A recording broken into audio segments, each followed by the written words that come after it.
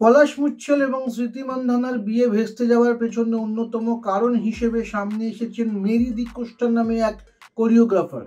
মঙ্গলবার তাকে তার ও পলাশের কথোপকথনের স্ক্রিনশট সোশ্যাল মিডিয়ায় ভাইরাল করতে দেখা যায়। কিন্তু হঠাৎ এই স্ক্রিনশট প্রকাশ করার উদ্দেশ্য কী ছিল? অবশেষে মুখ খুলেছেন সেই মহিলা। মেরি দি কোস্টা জানিয়েছেন, স্ক্রিনশটগুলি প্রকাশ করার পর অযথাই তাকে আক্রমণ করা হচ্ছে, তাই তিনি নিজের ইনস্টাগ্রাম অ্যাকাউন্ট ব্যক্তিগত করে দিয়েছেন। একটি পোস্টে মেরি দাবি করেছেন তার কোনো অসৎ উদ্দেশ্য ছিল না। পলাশের সঙ্গে তার এই কথোপকথন বেশ কয়েক মাস আগের 2025 সালের মে থেকে জুলাই মাসের মধ্যে হয়েছিল। তিনি স্পষ্ট করে বলেছেন, আমি কখনোই চাইনি আমার পরিচয় প্রকাশ্যে আসুক। মাত্র 1 মাস আমাদের কথা হয়েছিল, আমি কখনোই ওর সঙ্গে দেখা করিনি, কোনো কিছুতে জড়াইও নি। তবে কেন তিনি এগুলো সামনে আনলেন?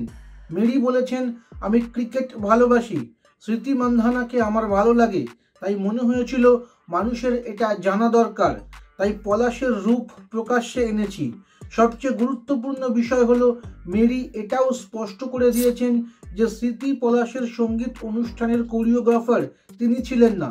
তিনি বলেন, সেই মহিলার সঙ্গেই পলাশ গোপনে সম্পর্ক রাখছিল, ওটা আমি নই। এই ঘটনায় পলাশের চরিত্র নিয়ে আপনাদের কি মতামত? এই স্ক্রিনশট সামনে আনা কি উচিত হয়েছে মেরির? কমেন্ট করুন,